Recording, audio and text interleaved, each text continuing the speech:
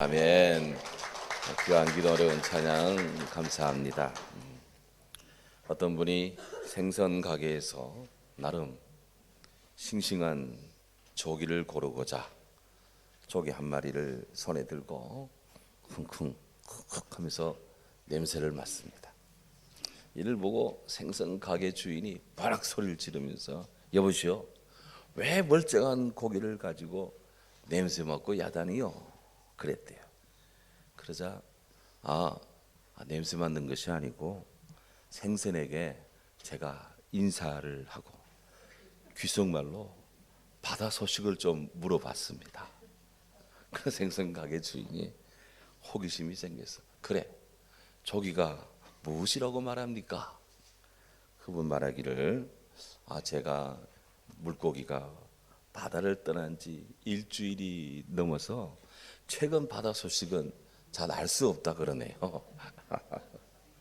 예, 생선에게 인사를 전하고 바다 소식을 물어보면서 생선의 상태를 살피는 지혜의 재치가 그리운 세상입니다. 부활주일이 지나고 나니까 기온이 따뜻해지고 봄이 완연해집니다. 은혜는 마찬가지지만 겨울을 지나면서 늘 봄을 기다리고 부활주일이 지나고 나면 따뜻해지는 그런 완연한 봄을 늘 기다립니다. 한 해 한 해 봄꽃이 유달리 반가운 것은 바로 지루한 겨울의 색상, 그 지루한 겨울의 색상을 깨뜨리고 변화되는 그런 다양하고 화려한 봄이 주는 색깔의 출현, 이것 때문에 아닐까 싶기도 해요. 온 들판에 진달래, 개나리, 목련, 벚꽃 등이 확 피어났습니다. 아직 잎이 나기 전이지만 꽃들이 먼저 피면서 봄이야, 진짜 봄이야, 우리가 왔어, 봄이 왔네 하면서 이렇게 우리를 보면 봄을 알 수 있잖아 하면서 만물에 피어나는 봄꽃들이 막 인사를 전하는 것 같습니다. 이혜인 시인의 봄인사라는 그 시가 있는데요. 이 봄인사라는 시로서 우리 사랑하는 성도님들에게 저 또한 봄인사를 한번 전하고 싶습니다. 새소리 들으며 새처럼 가벼운 마음으로 봄인사를 드립니다. 계절의 겨울, 마음의 겨울, 겨울을 견디느라 수고 많으셨습니다. 까치가 나무 꼭대기에서 집 짓는 것을 보며 생각했습니다. 다시 시작하자, 높이 올라가자, 절망으로 내려가고 싶을 때, 우울하게 가라앉고 싶을 때 모든 일을 골고루 비춰지는 봄 햇살, 그 봄 햇살에 은 마음을 녹이며 당신께 인사를 전합니다. 햇살이야말로 사랑의 인사입니다. 우리 한번 반가운 햇살의 얼굴로 옆 사람들과 한번 봄 인사 한번 하시죠. 반갑습니다. 감사합니다. 사랑합니다. 예, 고맙습니다. 예, 3m 원칙, 3m 룰이라고 혹 들어보셨습니까? 3m 원칙은 소매업 전 세계 1위를 달리고 있는 월마트의 고객 서비스 철학입니다. 월마트의 창업자 샘 월턴은 월마트의 모든 직원들에게 고객과의 거리가 3m 이내가 되면 자동적으로 미소를 띄우고 시선을 맞추고 따뜻한 인사를 건네라 라는 교육을 매일매일 실시를 합니다. 그래서 월마트에 들어가면 비록 싼 물건들을 사는 곳이지만 그 회사의 직원들이 모든 종업원들이 굉장한 왕성한 미소로서 전 세계 고객들을 맞습니다. 비행기를 타면 기내 승무원들이 절정의 미소를 띠면서 그렇게 밝은 목소리로 고객 서비스를 하죠. 한국 사람들이 혹 일본에 가서 일본의 호텔을 이용하다 보면 그 호텔 근무자들의 미소, 그리고 칼 같은 그 친절에 놀래 자빠질 때가 한두 번이 아닙니다. 분명한 것, 남의 주머니에 있는 돈이 내게로 오게 할 때 이게 쉽지가 않습니다. 그냥 남의 주문 돈이 내 주머니로 들어오지는 않습니다. 이 모든 것에 고객에 대한, 방문객에 대한 친절한 인사, 이것을 빼놓고는 이야기가 성립이 되지를 않는다는 거예요. 저는 가끔 저런 미소와 인사가 우리 교회 성도님들 마음들을, 우리들의 이 공간을, 우리들의 의자를, 우리들의 식당을, 우리들의 마당을 확 채울 수 있다면, 이 모든 걸 덮어버리면 얼마나 좋을까 라는 소망을 가끔 품는데, 너무 힘든 과제일까요? 너무 무리한 요구고 기대이겠습니까? 동서양을 물론하고 인사는 모든 소통의 출발점입니다. 사람은 누구나 인사를 통해서 다른 사람들로부터 받아들여지고 자신의 가치, 자존감을 인정받는 그런 느낌을 느끼고 또 줄 수 있고, 그렇게 해서 우리는 서로 간에 동등하게 존립을 합니다. 그래서 인사는 인간의 근본적인 필요 조건입니다. 특히나 교회에서는 이 인사가 대단히 중요합니다. 교회는 많은 사람들이 모이는 곳입니다. 연령대가 다양합니다. 하는 일도 다양합니다. 하지만 교회는 그런 다양성을 문제 삼지 않습니다. 당신이 어느 쪽에서 왔는지, 당신이 무엇하다 왔는지, 당신이 어떻게 지냈는지, 그런 것 때문에 출입을 통제하거나 그렇게 하지 않습니다. 우리 예수님께서 이미 수고하고 무거운 짐진 자들 다 내게로 오라, 어린아이들 내게로 오라, 병든 자 데리고 오라. 죽기로 온 가난한 사람, 병든 사람, 외로운 사람 한 명도 우리 주님 거절한 적이 없습니다. 만인의 친구입니다. 교회는 이처럼 모든 일을 예수님 안에서 다 받아주는, 또 용납하고 수용되는 그런 그리스도의 몸을 이루어가고 있는 우리들입니다. 예수님 안에서 안식을 누리고 예수님과 함께 평화를 향유하는 것, 모든 그리스도인들의 특권이자 의무입니다. 이 거룩한 하나님 나라, 이 거룩한 주의 평화를 이루기 위해서 우리 서로 주님 안에서, 주님 은혜 아래, 그래서 성령의 마음으로 서로를 대하고 서로를 바라보고 서로에게 인사하는 것, 모든 크리스찬들의 의무입니다. 그리스도인으로서 성도들이 만족하고 또다시 보고 싶은 얼굴이 또 마음이 되도록 그렇게 인사라는 그릇에 주님의 마음 듬뿍 담기고 복음의 향기가 듬뿍 배이도록 하는 것, 21세기 우리 안동성결교회 오늘의 성도들에게 주어지는 또 요구되는 하나님의 역사요, 또 주의 요구요, 또 교회의 명령이요, 우리들이 해야 될 일인 줄로 믿습니다. 그래서 따라합시다. 인사는 다이아몬드나 꽃보다도 당신을 더 돋보이게 한다. 예, 그렇습니다. 오늘 우리들이 서로를 돋보이게 하는 것은 잘 차려입은 옷이나 아름답게 단장된 머리, 이런 것들도 있겠지만 그 마음에서 우러나오는 진정한 인사, 마음, 얼굴의 표정, 이런 것들이 우리를 더 돋보여요. 누군가 그랬습니다. 인사는 교회의 봄꽃이다 그랬어요. 오늘 이후로 우리의 성도님들은 봄, 여름, 가을, 겨울 어느 계절이든지 봄꽃처럼 화사하게 아름답게 피어나고 자리 잡기를 주의 이름으로 축원합니다. 예수님께서는 제자들이 방문하는 곳마다 그 집에 들어가면서 평안을 빌어라, 그렇게 우리 주님이 말씀했습니다. 베드로 사도는 실로아너를 대필로 삼아 전하는 베드로전서 말미에서 주 안에 있는 그런 성도로서의 인사를 지금 전하고 있습니다. 성경이 이랬습니다. 택하심을 함께 받은 바벨론에 있는 교회가 너희에게 문안하고 내 아들 마가도 그리하니라. 너희는 사랑의 입맞춤으로 서로 문안하라. 그리스도 안에 있는 너희에게, 모든 이에게 평강이 있을지어다. 이 두 절에 계속해서 인사에, 문안에, 인사에, 감사에 계속해서 평강의 인사를 지금 나누고 있습니다. 이 말씀은 베드로 전서의 끝 말씀입니다. 끝 인사, final greetings. 베드로의 전서의 끝부분의 끝인사입니다. 오늘로서 베드로전서 설교는 오늘로서 이제 끝을 맺습니다. 끝인사입니다. 근데 이 부분을 한번 주목합니다. 사람이 누군가를 만날 때 인사하죠.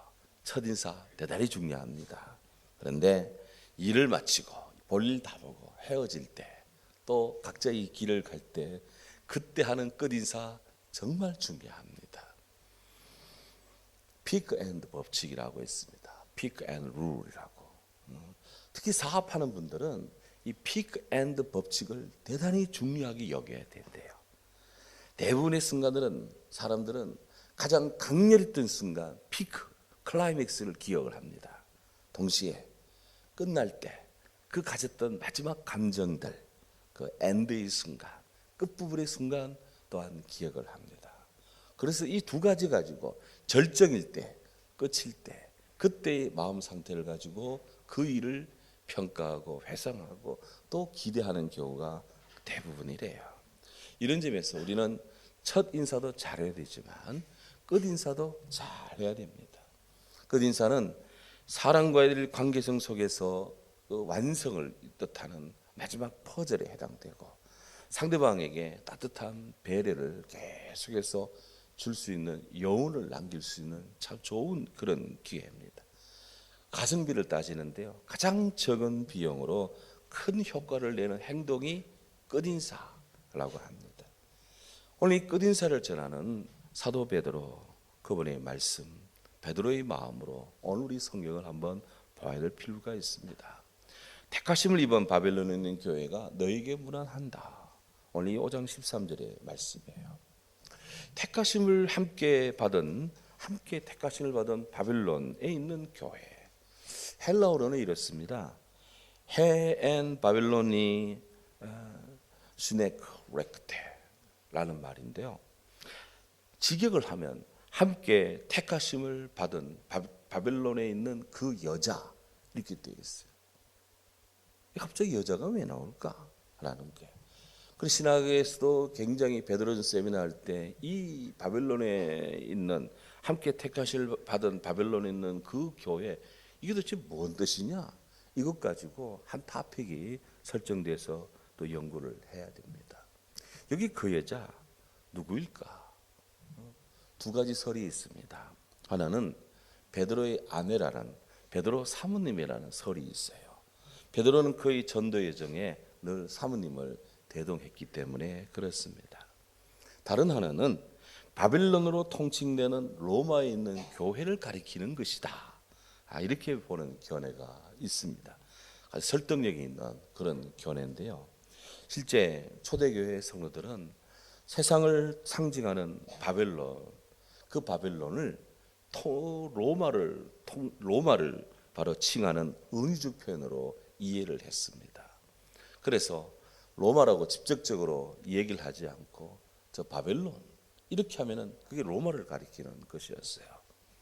당시 베드로 사도는 AD 64년 로마의 대화재 사건 이후 네로가 로마 교회에 엄청난 박해를 가할 때 그때에 로마에 거주하고 있었다고 그렇게 생각이 됩니다. 그러니까 로마 교회가 우리를 박해한다 이렇게 말하면 좀 문제가 될 수 있으니까 바벨론이 우리를 박해한다 이건 또 말이 되잖아. 초대교회 옛날에 이스라엘 백성들이 바벨론에게 박해를 받았잖아요. 그것처럼 당연히 로마 교회 성도들에게는 환난이 가중되는 고통스러운 시간대. 그래서 그들은 지금 바벨론의 포로로 되어가 있는 같은 유대인들처럼 그들은 지금 고난의 시대에 살고 있다. 이런 뜻을 지금 함유한 바벨론이라는 말을 가지고 있습니다.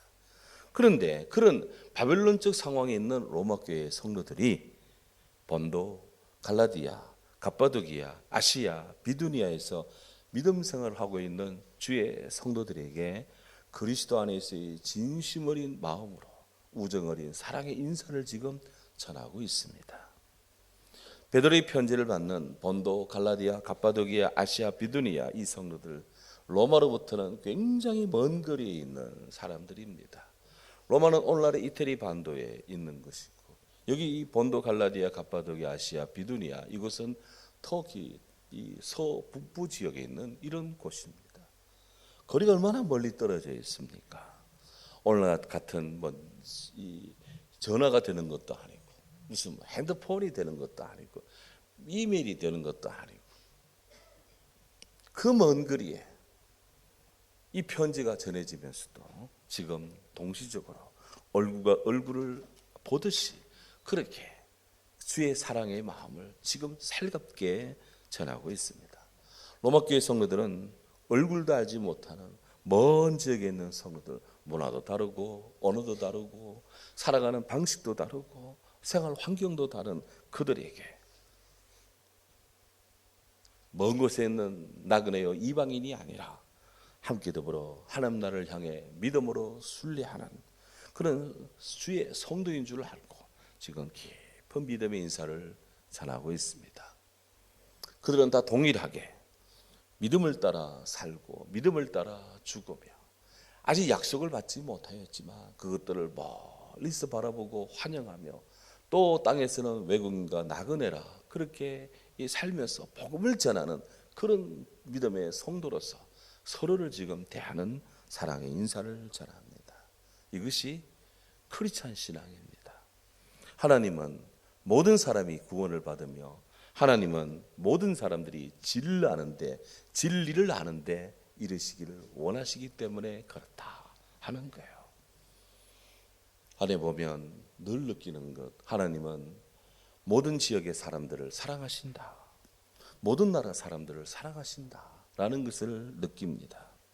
우리도 예수 그리스도 안에서 세상에 있는 모든 그리스도인들을 주의 형제로 알고 서로 존중하고 위하여 서로 기도하는 거룩한 공교회 크리스찬 영성을 우리는 더해야 될 줄로 믿습니다. 교회가 사랑을 지금 전하고 있습니다. 이어지는 12절에 내 아들 마가도 그리하느니라. 베드로는 마가의 인사도 전하고 있습니다. 마가의 본명은 마가 요한입니다. 바나바의 조카입니다. 베드로가 내 아들 마이산 영적인 아들이라고 이 마가를 칭하는 데는 아픈 기억이 하나 있습니다. 마가는 사도 바울 바나바의 제1차 전도 여정 때 그만 중간에 선교 여정을 중단하고 예루살렘으로 돌아가 버리고 말았습니다. 시칠리아 구브로 섬 전도하고 나서는 너무 힘든지 그냥 거기서 버거라는 지역에서 나는 더 이상 못 가겠어요 하고는 휙 돌아가 버렸습니다. 그랬던 문제아였습니다. 결국 마가는 바울의 제2차 전도 여행에는 동행하지를 못했습니다. 바울이 허락질 않았습니다. 한 번 배반한 건 또 배반한다 하면서 그냥 마가 동행을 허락질 않았어요. 그래서 바울과 바나바가 서로 그냥 의견 대립을 빚었습니다. 바나바는 마가를 그래도 데리고 가자. 그리고 바울은 안 돼요 하고 그래서 둘이 서로 따로따로 전도의 길을 나갔습니다. 그런데 그것이 끝이 아닙니다. 그때로부터 대략 10년이 흘렀습니다. 바울이 로마에 옥에 갇혔을 때 그때 바울을 도왔던 자가 바로 마가입니다. 10년 전에는 바울을 떠나갔는데 10년 뒤에는 다시 바울 곁으로 와서 복음을 전했습니다. 바울을 도왔습니다. 바울이 디모데를 믿음의 참아들 디모데라고 부른 것처럼 지금 베드로가 마가를 나의 아들이다 이렇게 지금 여기고 있습니다.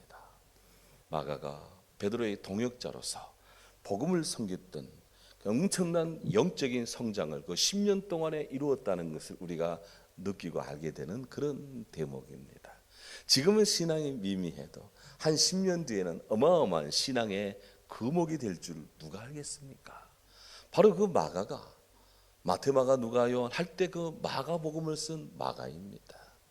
그래서 베드로가 지금 마가를 내 아들이다 라고 여길 정도로 그를 가까이 대하고 있습니다.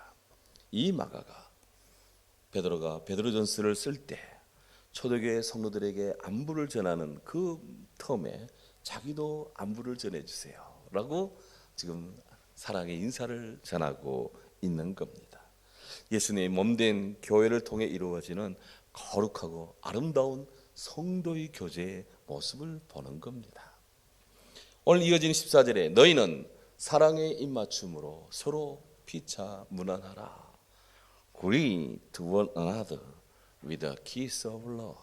이렇게 말씀을 전합니다. 베드로의 이 인사는 교회의 공통된 인사이기도 했습니다. 사도 바울도 초대교회 성도들에게 보내는 여러 번의 편지에서 이 같은 유의 인사를 많이 전했습니다. 로마 16장 16절에 너희가 거룩하게 입맞춤으로 서로 문안하라. 그리스도의 모든 교회가 다 너희에게 문안한다. 고린도전서 16장 20절에도 모든 형제도 너희에게 문안하니 너희는 거룩하게 입맞춤으로 서로 문안하라. 그렇게 인사도 합니다. 고린도서 13장 11절 마지막으로 말하노니 형제들아 기뻐하라. 온전하게 되며 위로를 받으며 마음을 같이하여 평안할지어다. 또 사랑과 평강의 하나님이 너희와 함께 계시리라. 거룩하게 입맞춤으로 서로 문안하라. 이렇게 계속해서 하나님의 사랑의 인사를 전하고 있습니다. 예수를 믿는 주의 성도들은 하나님 아버지의 자녀입니다. 우리 모두가 서로를 존중해야 될 이유입니다. 왜? 저분이 바로, 이분이 바로, 그분이 바로 하나님의 자녀이기 때문입니다. 우리 모두가 다 하나님의 자녀이기 때문입니다. 아멘. 이에 베드로 사도는 주님 안에서 깊은 신뢰와 또 인격으로 서로를 존중하고 이해하고 서로 문안함으로써 그리스도의 사랑의 법을 성취하라. 그렇게 독려를 하는 겁니다. 이어 베드로는 인사를 전합니다. 그리스도 안에 있는 너희 모든 이에게 평강이 있을지어다. 베드로전서는 우리가 보아온 것처럼 평강의 인사로 시작해서 평강의 인사로 마칩니다. 베드로전서 1장 1절 2절에 예수 그리스도의 사도는 본도 갈라디아 갑바도기아 아시아 비두니아 흩어진 나그네 곧 하나님의 미리 하심을 따라 성령이 거룩하게 하심으로 순종함과 예수 그리스도의 피 뿌림을 얻기 위하여 택하심을 받은 자들에게 편지합니다. 은혜와 평강이 여러분들에게 더욱 많을지어다. 이렇게 인사를 함으로 베드로전서가 시작을 해요. 그리고 오늘 그리스도 안에 너희 모든 이에게 평강이 있을지어다. 평강을 기도하고 기원함으로써 베드로전서를 마치고 있습니다. 베드로가 기도하고 기원하는 이 평강, 에이레네 피스라고 하는 이 평안은 세상이 주지 못하는 평안입니다. 돈 주고도 살 수 없는 평안입니다. 우리 주 예수님 안에 있는 평화입니다. 그토록 교회를 핍박했던 로마의 종교 정책을 바꾸어서 기독교를 공인한 분이 있습니다. 콘스탄티누스라고 하는 대제입니다. 워낙 큰 황제라 The Great Emperor 해서 그야말로 위대한 황제라고 그렇게 칭함받는 콘스탄누스 대제입니다. 초대교회 성도들은 콘스탄누스를 메시아같이 그렇게 여겼습니다. 왜? 그분이 더 이상의 로마의 기독교 박해를 하지 못하게 금지했고 종식시켰고 그렇게 해서 교회를 어둠의 지하 묘에서 세상 밖으로 나오도록 공인한 그런 분입니다. 이때부터 로마 교회는 박해가 없이 믿음 생활을 할 수 있게 되었습니다. 그런 교회로 볼 때는 정말 훌륭하고 위대한 이 콘스탄스 황제인데요. 개인적으로는 정말 마음에 큰 아픔이 있는 분이었습니다. 한 예를 든다면 그의 아들이 큰아들이 불행하게도 불륜을 저지릅니다. 콘스탄수스의 부인과 계모와 정을 통합니다. 파비우스 율리우스 크리스푸스 콘스탄누스 황제의 맏아들입니다. 이 사실을 알게 된 콘스탄누스는 아픈 마음으로 그 아들을 단호히 처형했습니다. 아버지가 아들을 죽였죠. 얼마나 마음이 아프겠습니까? 콘스탄누스는 심한 죄책감에 시달립니다. 그래서 그는 로마의 전통 신전에 사죄하러 갔습니다. 그런데 로마의 전통 제관이 황제가 당신이 아무리 황제라도 이 같은 죄는 용서가 불가능하다. 그래서 용서 사죄를 거절했습니다. 그는 플라톤 철학에 심취했습니다. 그나마나 흰 선상을 넘어서 이데아 영원한 세계에 플라톤의 철학에 위로가 있지 않을까. 하지만 플라톤의 철학은 심오했지만 거기에는 사죄의 길, 용서의 길은 없었습니다. 그랬던 콘스탄누스가 예수님의 십자가의 보혈의 은총, 용서의 사랑, 이 복음을 듣고 그의 마음에 큰 은혜를 받았습니다. 하나님의 사랑이, 용서가 물밀듯이 그에게 밀려왔습니다. 이루 말할 수 없는 그리스도의 사랑에 그가 사로잡혔습니다. 그래서 콘스탄누스 대제는 예수님 안에서 평안을 얻었습니다. 사람이 온전히 용서받는 길은 오직 독생자 예수 그리스도를 내어주시는 하나님의 은총, 솔라 그라티아, 하나님의 은혜 아래서만 사람은 진정한 용서를 받는다. 콘스탄누스가 우리 주님께로 회심했습니다. 그래서 그는 계속해서 세례를 받지 않다가 죽기 직전에 세례를 받고 운명을 했습니다. 그 뒤로부터 로마는 기독교 국가로 바뀌어져 갑니다. 나의 죄를 씻기는 예수의 피밖에 없네. 다시 정케하기도 예수의 피밖에 없네. 예수의 흘린 피 귀히게 하오니 귀하고 귀하다. 예수의 피밖에 없네. 아멘. 어거스틴은 고백합니다. 하나님은 우리 인간의 마음을 움직여 당신을 찬양하고 즐기게 하십니다. 하나님은 우리를 향해서 하나님을 향해서 살도록 우리를 창조하셨으므로 우리의 마음이 하나님 안에 쉴 때까지는 나에게는 평화가 없습니다. 반대로 우리가 하나님 안에 있으면 평화가 있습니다. 하나님의 사랑은 우리를 일으켜 세우고 우리를 포옹하여 하나님 나라로 이끌어 올리십니다. 정녕 인내하고 소망하자라는 베드로전서의 말씀을 깊이 묵상하는 우리 사랑하는 성도들 영혼 깊이 그리스도 안에 있는 너희 모든 이에게 평강이 있을지어다 라는 베드로 사도의 축복과 사랑의 무난 인사가 또 우리 안에 늘 함께 하시기를 주의 이름으로 축원합니다. 아멘. 귀하신 주님 감사합니다.